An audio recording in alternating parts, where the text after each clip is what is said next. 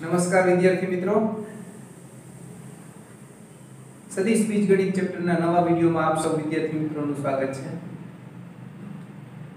આજે આપણે બે સદિશોના સરવાળા વિશે અભ્યાસ કરીશું। સદિશોનો સરવાળો AB સદિશ પ્લસ BC સદિશ, AB આ રીતનો હોય, BC આ રીતનો હોય તો એનો સરવાળો 80 થાય અને 80 આ રીતનો મળે। હું તમને યામ લઈને સમજાવું। ધારો કે એના આપણે કોઈ યામ લઈએ 1 2 4 5 6 6 4 6 8 રાખીએ તો 4 છે તો અહીંયા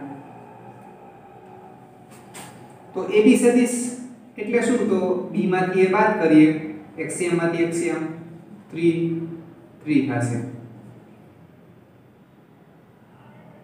BC સદિશ એટલે શું? તો BC સદિશ એટલે C માંથી B બાદ કરીએ 2 3 થશે। અને AC એટલે શું?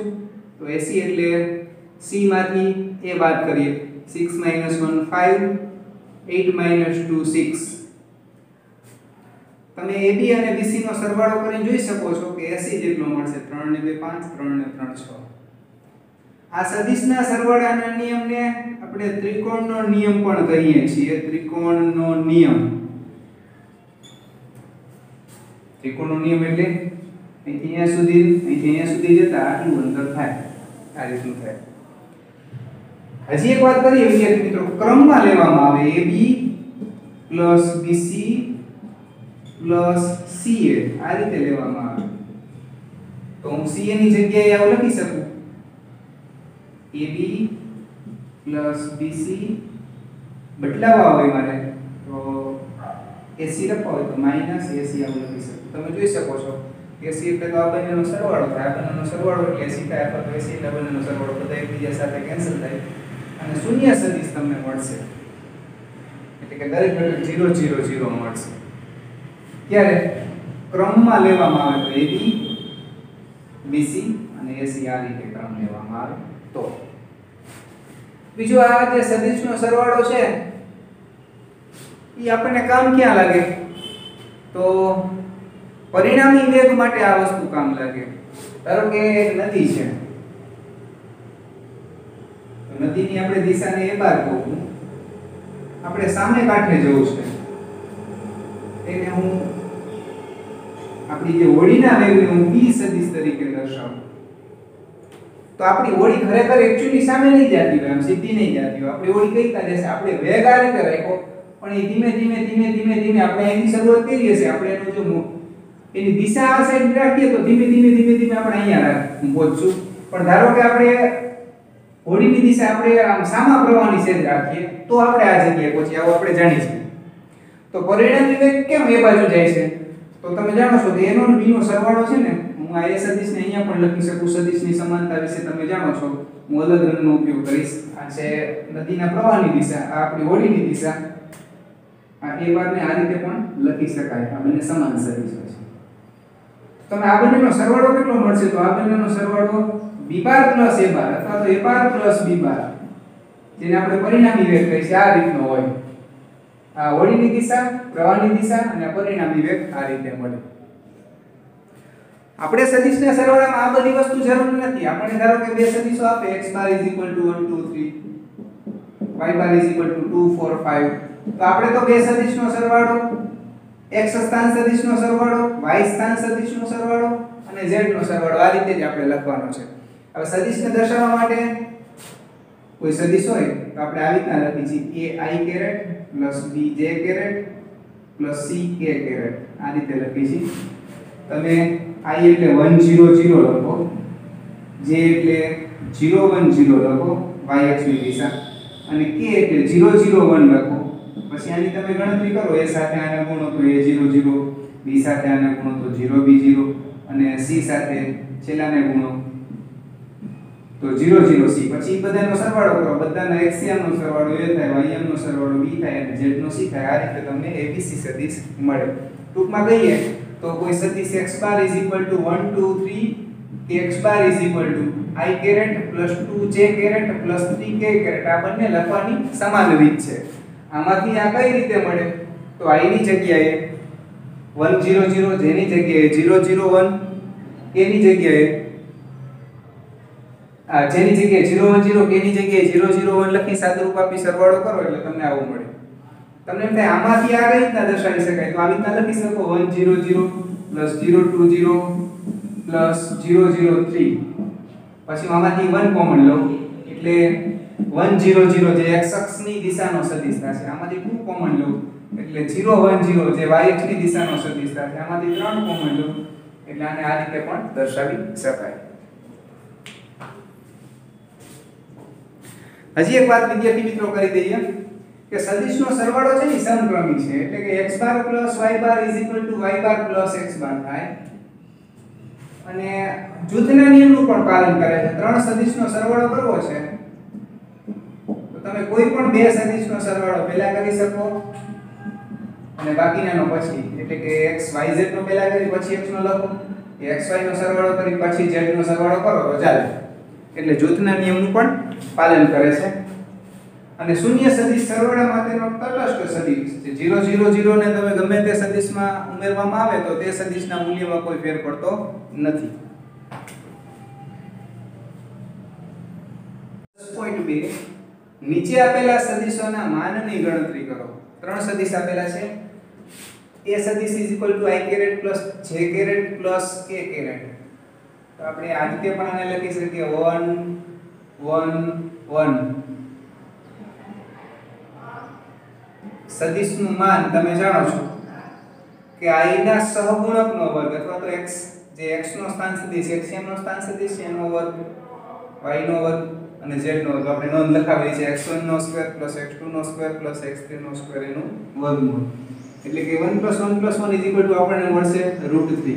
એ જ રીતે હું b નું ડાયરેક્ટ લખું તો મને મળશે 2 નો વર્ગ 4 પ્લસ -7 નો વર્ગ 7 × 7 49 પ્લસ -3 નો વર્ગ 9.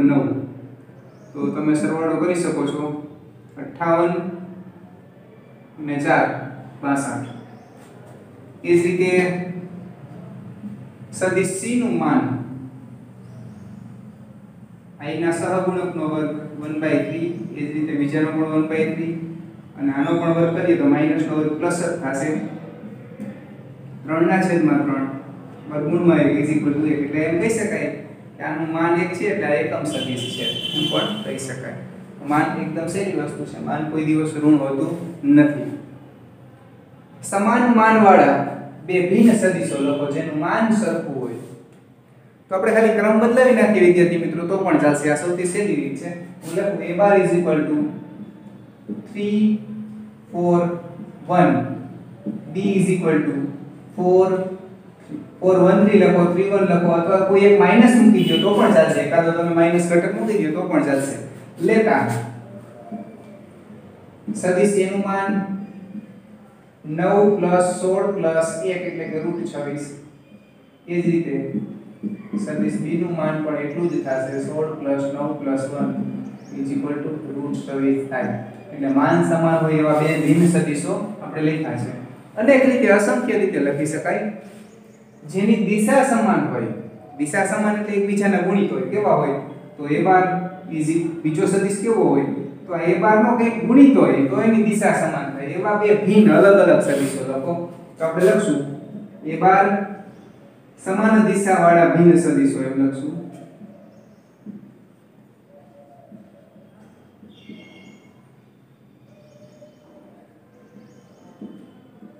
a બાર = 1 2 3 તથા b બાર = આનો ગુણિત લઈ શકાય. ગુણિત એટલે એને કોઈ સંખ્યા વડે ગુણો 5 વડે ગુણો 5 10 15 10 વડે ગુણો 10 20 30 અથવા તો 1/5 વડે ગુણો તો 1/5 2/5 3/5 એ પણ બધા સમાન દિશાના થશે. દિશા સમાન છે પણ છે બંને ભિન્ન. ચોથો પ્રશ્ન બે સદિશો સમાન થાય તો x અને y મેળવો. હું એકને a બાર કહું છું. a બાર = 2y + 3j તથા સદિશ b = xi + yj લેતા a = 2 3 તથા b સદિશ xy થાય. a બાર = b બાર આપેલ છે. a સદિશ = b સદિશ આપેલ છે. તો એની જગ્યાએ હું 2 3 લખું અને v ની જગ્યાએ xy લખું તો x બરાબર મને 2 મળશે એક્સિયમ સરખાવ્યું અને y બરાબર મને 3 મળશે. આ રીતે x અને y મેળવી શકાય.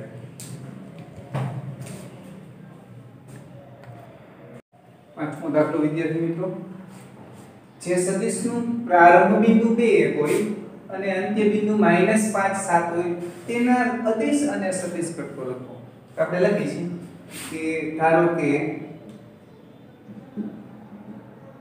સદિશ, ધારો કે શબ્દ એટલે લખીશું આપણે નામકરણ કરશું. સદિશ નું પ્રારંભ બિંદુ a21 તથા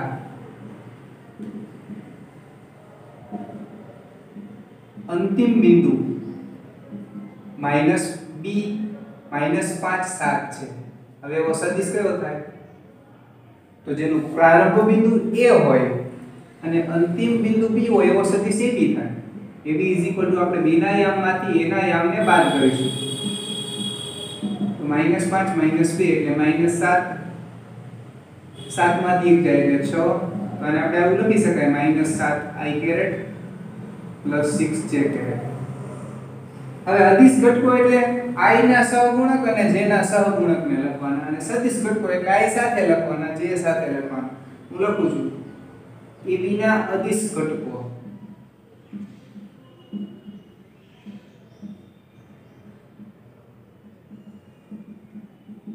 -7 6 અને ab ના સદિશ ઘટકો આપણે એની સાથે i અને જે હોય તે જોડવા પડશે. આટલા થાય. તો તમે સમજી ગયા છો કે અદિશ એટલે એની સાથે દિશા જોડાયેલી નથી હોતી, i j કેરેટ કાંઈ હોતા નથી, માત્ર અદિશ છે એટલે અદિશ મુજબ માત્ર એની સાથે તમે જોઈ શકો છો આપણે ડેફિનેશનની વાત કરી હતી કે જેની સાથે વાસ્તવિક સંખ્યાનું માન જ જોડાયેલું હોય ને અદિશ ઘટકો કહે છે. એના પછીનો દાખલો, a12 b12 અને c12 નો સરવાળો કરો. તો આપણે લખીશું a12 i caret -2j caret plus k caret, b સદિશ -2i caret plus 4j caret plus 5k caret, અને c સદિશ i -6j -7k આપેલ છે. તો સદિશ એ કેટલો મળશે? તો 1 -2 1, b કેટલો મળશે? તો -2 4 5, અને c મળશે 1 -6 -7 થાય. હવે સદિશોનો સરવાળો એટલે કે a12 b12 c12 મેળવવાના છે. a 1 -2 1 plus -2 4 5 plus 1 -6 -7. તો સરવાળો કઈ રીતના કરવાનો? તો બધાનો એક્સિયમનો સરવાળો એક્સિયમની જગ્યાએ એટલે કે 1 -2 -1 એક્સિયમની જગ્યાએ -2 + 4 -6 1 + 5 -7 આ zm નો સરવાળો zm ની જગ્યાએ. તો લખી શકાય 1 1 કેન્સલ થશે -2 -4 -1, અને એને આ રીતે પણ દર્શાવી શકાય 2i caret -4j caret -1k caret. હવે તમને એમ થાય ડાયરેક્ટ સરવાળો કર્યો તો i વાળાનો સરવાળો ડાયરેક્ટ કરીએ તો એમ જ આવશે માઈનસ, થોડીક લખવામાં ભૂલ કરી છે. ઓકે, આ -2 + 1 છે એ 0 થશે, તો 0 જે આવશે. 0 જે લખવાની જરૂર હોતી નથી. તમે જો આ બધા i વાળા પદનો સરવાળો કરશો તો -2i + i + i 0 થઈ જશે. જે વાળા -6 અને 4 -8 + 4 એટલે -4 મળશે. એનો સરવાળો 5 ને 1 6 માંથી 7 જાય તો -k એમ ડાયરેક્ટ પણ થઈ શકે. સદિશની દિશામાં એકમ સદિશ તો ધોરણ 11 માં આપણે ભણી ગયા છીએ. આ રીતે આપણે સમજાવેલી નોંધ કે સદિશ x બાર ની દિશામાં એકમ સદિશ એટલે ઈ સદિશને એ સદિશના માન વડે ભાગવાનું વિદ્યાર્થી મિત્રો. એટલે ઈ સદિશની દિશા બદલાશે નહીં, તમે ગુણવાથી ભાગવાથી દિશા નથી બદલાતી, પણ તમે માન વડે ભાગો છો એટલે એકમ સદિશ બની જશે. એટલે આપણે a બાર લખી છીએ a bar is equal to I caret plus j caret plus 2k caret તો 1 1 2 તો એનું માન મળશે 1 નો વર્ગ 1 અને એ જ રીતે 1 નો વર્ગ 1 નો વર્ગ 1 2 નો વર્ગ 4 √6 મળશે. આપણે લખશું a બાર ની દિશામાં એકમ સદિશ ઇઝ ઇક્વલ ટુ a બાર ભાગ્યા a બાર નું માન ઇઝ ઇક્વલ ટુ 112 ભાગ્યા √6. તો હું આને આ રીતે પણ લખી શકું 111 is equal to I caret plus j caret plus 2k caret.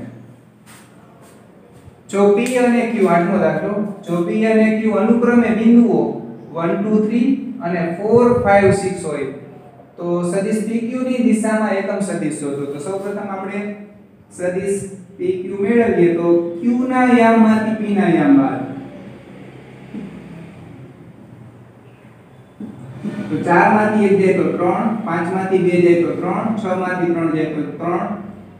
એકમ સદિશ મેળવવા માટે આપણે એનું માન મેળવશું 3 નો વર્ગ 9 પ્લસ 9 પ્લસ 9 27 થશે. 9 કોમન એટલે 3√3. તો આપણે લખશું કે સદિશ pq ની દિશામાં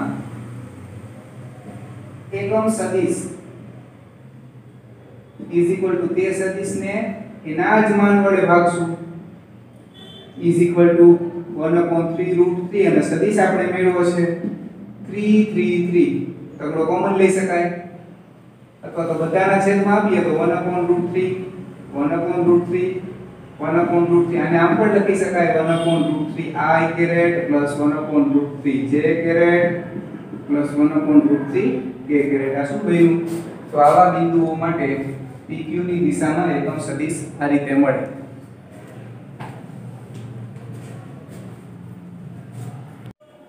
નવમો દાખલો વિદ્યાર્થી મિત્રો, આપેલા સદિશો a bar is equal to 2I caret minus j caret plus 2k caret અને b સદિશ is equal to minus I caret minus j caret minus k caret હોય તો સદિશ a પ્લસ સદિશ b ની દિશામાં એકમ સદિશ મેળવો. એટલે આપણે શું કરશું? પહેલા આપણે a પ્લસ b મેળવશું, પછી a પ્લસ b ને એના માન વડે ભાગશું એટલે એકમ સદિશ બની જાય. તો એકદમ સહેલો દાખલો છે, આપણે ગણીએ. તો a સદિશ is equal to 2I caret minus j caret plus 2k caret તથા b સદિશ is equal to minus I minus j minus k આપેલ છે.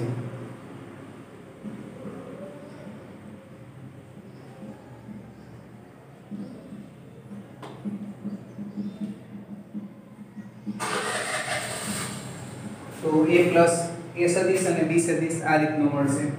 તો આપણે a અને b નો સરવાળો મેળવીએ is equal to 2 minus 1 2 plus minus 1 minus 1 minus 1 is equal to 1 minus 2 1 z ની જગ્યાએ z નો સરવાળો. a સદિશ પ્લસ b સદિશ નું માન 1 નો વર્ગ 1 માઈનસ 2 નો વર્ગ 4 √6 મળશે. એટલે આપણે લખશું a બાર પ્લસ b બાર ની દિશામાં એકમ સદિશ ઇઝ ઇક્વલ ટુ સદિશને એના જ માન વડે આપણે ભાગવાથી મળે એવું જાણીએ છીએ.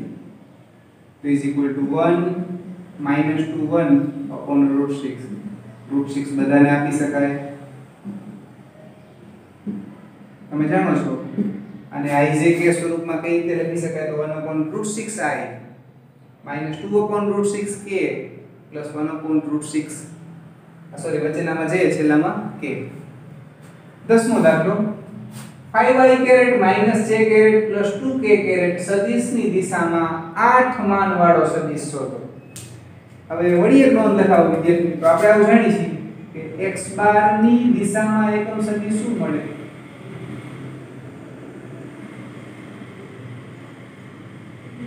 તો x બાર ભાગ્યા x બાર નું માન, આનું માન 1 થાય એટલે એકમ સદિશ કહેવાય.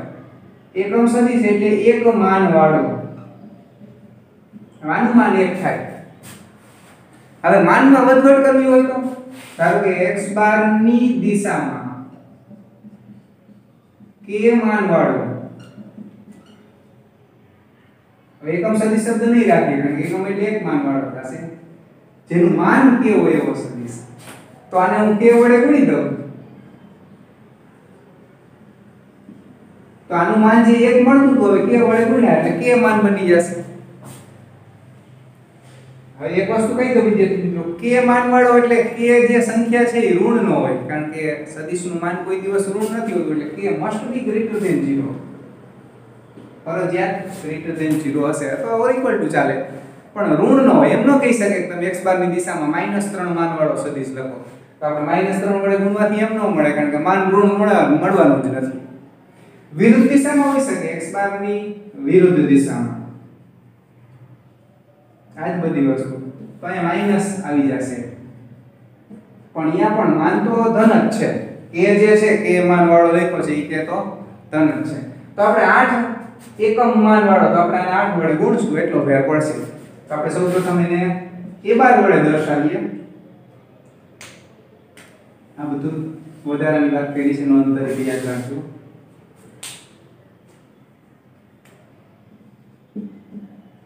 Five I caret minus j caret plus 2k caret लेता a बार નું માન 25 plus 1 plus 4 is equal to √30।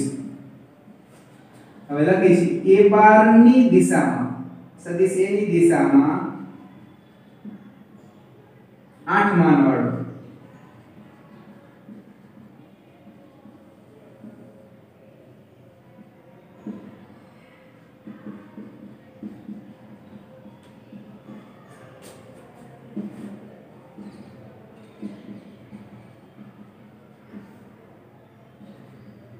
Is equal to 8 ના છેદમાં √30 લખી નાખશો એટલે આપણી વાર્તા પૂરી થઈ જાય। આ રીતે મળે, આનું માન તમે મેળવો એટલે 8 થાય। બધા દરેક ઘટકને ગુણી શકે, 8 × 5 = 40 ના છેદમાં √30, 8j છેદમાં √30, 8 × 2 = 16 ના છેદમાં √30, આ રીતે તમે ગણી શકો।